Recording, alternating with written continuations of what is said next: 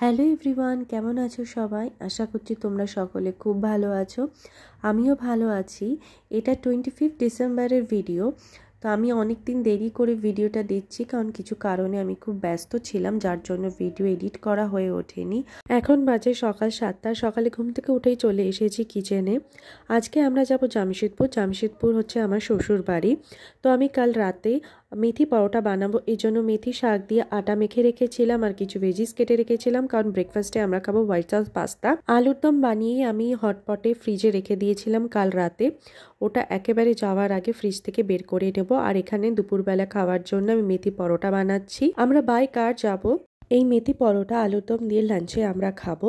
আর এখন ব্রেকফাস্টের জন্য বানাচ্ছি হোয়াইট সস পাস্তা। আমি খুব ইজিভাবে বানাচ্ছি। হোয়াইট সস পাস্তায় আগে হোয়াইট সসটা বানিয়ে নিতে হয়, কিন্তু এইভাবে আমি যেরকমভাবে বানাচ্ছি এইভাবে বানিয়ে দেখো, পুরো একই রকম লাগে খেতে। আর এইভাবে বানালে খুব তাড়াতাড়িও হয়ে যায় আর খাটনিও খুব কম হয়। তো আমি হোয়াইট সস পাস্তা বানানোর জন্য আমি গার্লিক বাটার নিয়ে নিয়েছি। আমি আমুলের গার্লিক বাটার নিয়েছি। তো সকালবেলা উঠে আমি দেখলাম যে পেঁয়াজ শেষ হয়ে গেছে, তো এখানে আমি পেঁয়াজ দিইনি। আর আমি ভেজিসের মধ্যে কেটেছি broccoli, red and yellow bell pepper আর গাজর। বাটারে আমি এই সবজিগুলো দিয়ে ভালো করে ভেজে নিলাম। এরপর এতে দিয়েছিলাম স্বাদ অনুসারে লবণ, আর তারপর দিয়েছি গোলমরিচ গুঁড়ো। আর এবার এতে আমি 1 চামচ ময়দা দিয়ে দিয়েছি। আর ময়দাটাকে সবজির সাথে ভালো করে ফ্রাই করে নেব, না হলে ময়দার কাঁচা গন্ধ থাকবে। আর বেশি পরিমাণে ময়দা দেবো না, আমি 1 চামচই ময়দা দিয়েছি। এইভাবে হোয়াইট সস পাস্তা রান্না করলে বাটার বা তেল যা দিয়ে রান্না করো না কেন, একটু কম পরিমাণেই বাটার বা তেল লাগে। সবজি আর ময়দা ভালো করে ফ্রাই করার পর আমি এতে দুধ দিয়ে দিয়েছি। আর আমি এতে ফুল ক্রিম দুধই দিয়েছি। দুধের যে শটটা ছিল সেটাও দিয়ে দিয়েছি এতে, তার ফলে এর স্বাদ আরও বেড়ে যাবে। আর দিয়ে দিয়েছি পিৎজা সিজনিং। এবার এটাকে আমি ভালো করে ফুটতে দেব। আর দিয়েছি সামান্য পরিমাণে চিনি।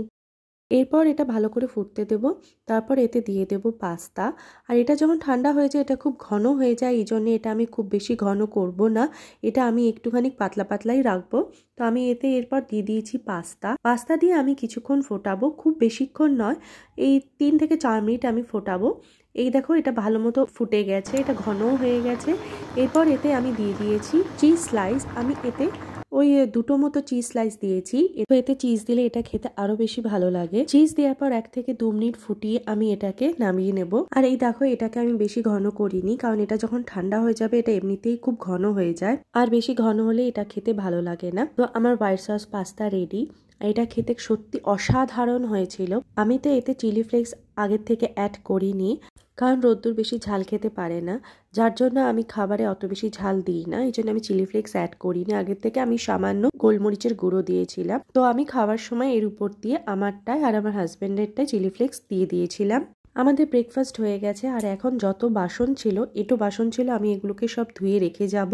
তো সব এঁটো বাসনগুলোই আমি এখানে ধুচ্ছি, কারণ আমাদের ফিরতে ফিরতে 4 জানুয়ারি হয়ে যাবে। আর কিছুটা আমি ঘর গুছিয়ে রেখে যাব, কারণ যখন ফিরবো তখন খুব টায়ার্ড হয়ে থাকবো, ঘর গোছাতে ভালো লাগবে না। তাই আমি ঘরটাকে হালকা করে গুছিয়ে রেখে যাব।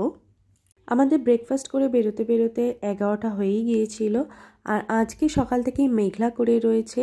তো আমরা এখন বেরিয়ে গিয়েছি। কলকাতা থেকে জামশেদপুরের দূরত্ব 240 কিলোমিটার। গুগল ম্যাপে দেখায় প্রত্যেকবার যে 5.5 ঘন্টা লাগে যেতে, কিন্তু মাঝে 3-4 বার হল্ট নিতে হয় লাঞ্চ করার জন্য, ওয়াশরুম ইউজ করার জন্য। তো আমাদের পৌঁছাতে পৌঁছাতে সন্ধ্যা 7-8টা হয়েই যাবে। আমরা এখন কোথাও হল্ট নেব না, আমরা ব্রেকফাস্ট করে বেরিয়েছি। আমরা একেবারে লাঞ্চ করার জন্য দাঁড়াবো। আমরা এখন বালি ব্রিজ ক্রস করছি। সেদিন যেহেতু ক্রিসমাস ডে ছিল, এই জন্য আমি আর রোদ্দুর রেড ড্রেস পরে নিয়েছি। আর আমার হাজব্যান্ডের রেডের মধ্যে ফুল স্লিভ টি শার্ট ছিল না, এই জন্য উনি এই নসি কালারের টি শার্ট পরে নিয়েছেন। আর এটা সোয়েট শার্টও, বাইরে ঠান্ডা আছে কিন্তু গাড়ির ভিতরে তো ঠান্ডা লাগে না, এই জন্য এই সোয়েট শার্টটাই পরে নিয়েছেন। আমি এরকম লং ট্রাভেল করলে লাঞ্চ তো বানিয়েই নিয়ে যাই, এর সাথে সাথে আমি স্ন্যাক্স আইটেমসও নিয়ে যাই। তো আজকে যেহেতু ক্রিসমাস ডে ছিল, এই জন্য আমি তো ফ্রুট কেক নিয়েছি, তার সাথে অনেক ফ্রুটসও নিয়েছি।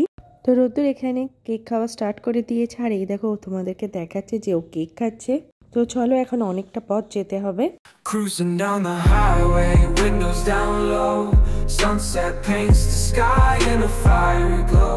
Mountains rise up, touching clouds above. Valleys below, filled with whispers of love. On this road, every seed's a delight. From sunrise to starlight, day to night. Nature's canvas unfolding so grand. In this journey we're living. এখন দুপুর 2টো মতো বাজে। এখন আমরা lunch করব। তো আমরা খড়গপুর পৌঁছানোর কিছুটা আগে হাইওয়ে ধারে ফাঁকা জায়গা দেখে দাঁড়িয়ে গিয়েছি। এখন আমরা লাঞ্চ করব। আমি লাঞ্চের জন্য যেরকম নিয়ে এসেছিলাম মেথি পরোটা, আলুর দম আর ডিম সেদ্ধও করে নিয়ে গিয়েছিলাম। তো এখন আমরা লাঞ্চ করব। আমি যেরকম লাঞ্চ স্ন্যাক্স ক্যারি করি তার সাথে সাথে আমি 4 থেকে 5 লিটার জলও ক্যারি করি। আমার পাশে যে হোয়াইট ব্যাগটা দেখছো ওটা পুরো স্ন্যাক্সে ভর্তি থাকে আর লাঞ্চও থাকে ওর মধ্যে। তো এই দেখো এই আলুর দমটা আমি বানিয়ে নিয়ে এসেছিলাম। তো এখন আমরা সবাই লাঞ্চ করছি। আলুর দমটা খেতে দারুণ হয়েছিল। আমি তোমাদের সাথে অন্য কোনো ভিডিওতে শেয়ার করবো আমি কিভাবে আলুর দম রান্না করি। তো আমাদের লাঞ্চটা জমে গিয়েছিল এক কথায়। রাস্তার পাশে এইভাবে দাঁড়িয়ে খাবার খেতে দারুণ মজা লাগে। মনে হয় যেন আমরা 3 জনে বেশ পিকনিক করছি বাড়ি থেকে দূরে এসে।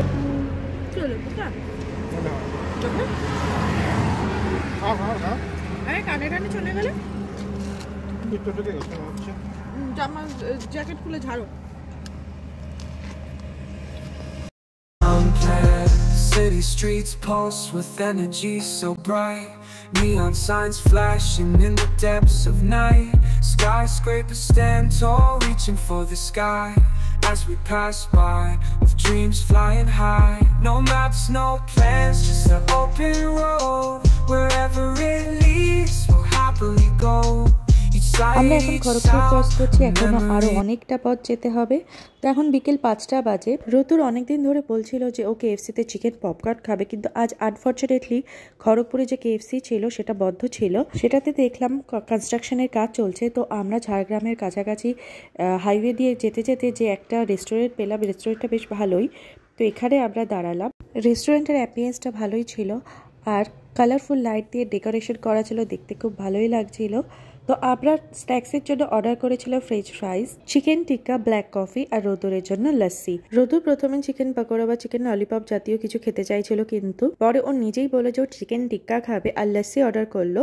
ও কিন্তু লস্যি একদম খায় না। এখানে প্রথমে ফ্রুট জুস অর্ডার করতে চাইছিল। সেদিনকে ওই রেস্টুরেন্টে কোনো ফ্রুট জুস অ্যাভেলেবেল ছিল না, তাই আমরা ওর জন্য লস্যি অর্ডার করলাম, যেটুকু খাবে না তো তারপরে আমার হাজবেন্ড বা আমি খেয়ে নেব।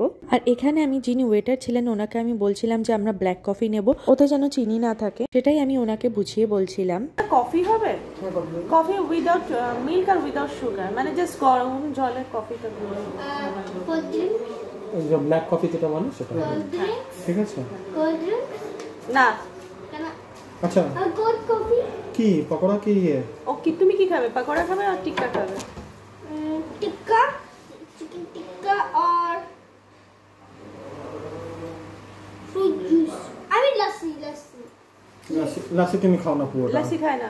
জুস থাকলে অরেঞ্জ জুস বা কিছু আছে? ফ্রুট জুস আছে। কই আছে? অ্যাপেল জুস হতে পারবে, অ্যাপেল জুস। হ্যাঁ আচ্ছা অ্যাপি আছে, অ্যাপি আছে, ঠিক আছে। মশলা কোল্ড ড্রিঙ্কস আছে, ফ্রেশ লাইম সোডা, আম পান্না ও খাবে না। লস্যি না ফ্রুট জুসটাতে কি ফ্রুট জুস দেবেন আপনার? এটা হবে না মনে হচ্ছে, এটা হবে না। লস্যি করে দেন। ফ্রেঞ্চ ফ্রাইজ, চিকেন টিক্কা এনারা খুব সুন্দর গার্নিশ করে দিয়েছিলেন আর স্বাদেও অসাধারণ ছিল। ওনারা জল খাওয়ার জন্য কাঁসার গ্লাস দিয়েছিলেন। এতটা লং ড্রাইভ করার পর ফ্রেঞ্চ ফ্রাইজ, চিকেন টিক্কা খেয়ে বেশ ভালোই লাগছিল আর কফিটা তো খুব দরকারি ছিল। কফিটা খাওয়ার পর মনে হলো যেন আবার করে শরীরে প্রাণ ফিরে পেলাম, বেশ সতেজ লাগছিল। তোমাদের যদি আমার ভিডিওগুলি ভালো লেগে থাকে তাহলে প্লিজ সাবস্ক্রাইব করে দিও আর নিচে কমেন্ট করো কিভাবে আমি আমার ভিডিওগুলোকে আরও ভালো করতে পারি, আর একটা লাইক করো আর পারলে তোমার বন্ধুদের সাথে তোমরা শেয়ার করে দিও। আর এই দেখো চিকেন টিক্কাকেও কি সুন্দর গার্নিশ করে দিয়েছে আর অনেক স্যালাড দিয়েছিল। তো আমরা চিকেনের সাথে সাথেও অনেক স্যালাড খেয়েছিলাম। আর যে গ্রিন চাটনিটা দিয়েছিল ওটা খুব টেস্টি ছিল। আমি তো ওখানে বসেই চাটনিটা বেশ ভালো মতো চেটে চেটে খেয়েছিলাম, এত টেস্টি ছিল। জানো তো আমি যখনই শ্বশুরবাড়ি যাই আমার মনটা খুব ভালো হয়ে যায়, কারণ একটা লং ড্রাইভও হয়ে যায় আর হাইওয়ে চারপাশটা এত সুন্দর, দুদিকে ঘন জঙ্গল, তার মাঝখান দিয়ে হাইওয়ে চলে যাচ্ছে, কোথাও কোথাও পাহাড়ও দেখা যায়। তো এই দেখো অন্ধকার হয়ে গেছে, দুই দিকে ঘন জঙ্গল, তার মাঝখানে অন্ধকার রাস্তা, তার মধ্যে দিয়ে আমরা যাচ্ছি, বেশ এক্সাইটমেন্টও কাজ করে। প্রত্যেকবারই এই রাস্তা দিয়ে যাতায়াত করে কিন্তু আমার খুব ভালো লাগে, প্রত্যেকবারই সেম এক্সাইটমেন্ট কাজ করে। জানো তো ঝাড়খণ্ড প্রাকৃতিক সৌন্দর্যে পরিপূর্ণ। তোমরা যদি কেউ ঝাড়খণ্ডে ঘুরতে আসো সত্যি তোমাদের খুব ভালো লাগবে। ঝাড়খণ্ড সত্যি প্রাকৃতিক সৌন্দর্যে পরিপূর্ণ। জঙ্গল, পাহাড়, নদী সম্মিলিতভাবে এই রাজ্যটিকে অপরূপ সৌন্দর্যায়িত করে তুলেছে। সারাদিনের জার্নিতে আমরা তিনজনেই এখন ক্লান্ত বিধ্বস্ত। তো আমরা আর কিছুক্ষণের মধ্যেই বাড়ি পৌঁছে যাব। আমরা এখন জামশেদপুরে পৌঁছে গিয়েছি। তো আশা করছি তোমাদের সকলেরই এই ভিডিওটি ভালো লেগেছে। যদি ভালো লেগে থাকে তাহলে অবশ্যই আমার চ্যানেলটিকে সাবস্ক্রাইব করো, লাইক করো আর নিচে কমেন্ট করো অবশ্যই আমি কিভাবে আমার ভিডিওগুলোকে আরও ভালো করতে পারি আর তোমাদের কেমন লাগছে আমার ভিডিওগুলি। তোমাদের সঙ্গে শীঘ্রই দেখা হচ্ছে অন্য একটি ব্লগে। চলো টাটা, বাই বাই। সকলে খুব ভালো থেকো, সুস্থ থেকো আর সাবধানে থেকো। City streets pulse with energy so bright. Neon signs flashing in the depths of night. Skyscrapers stand tall, reaching for the sky.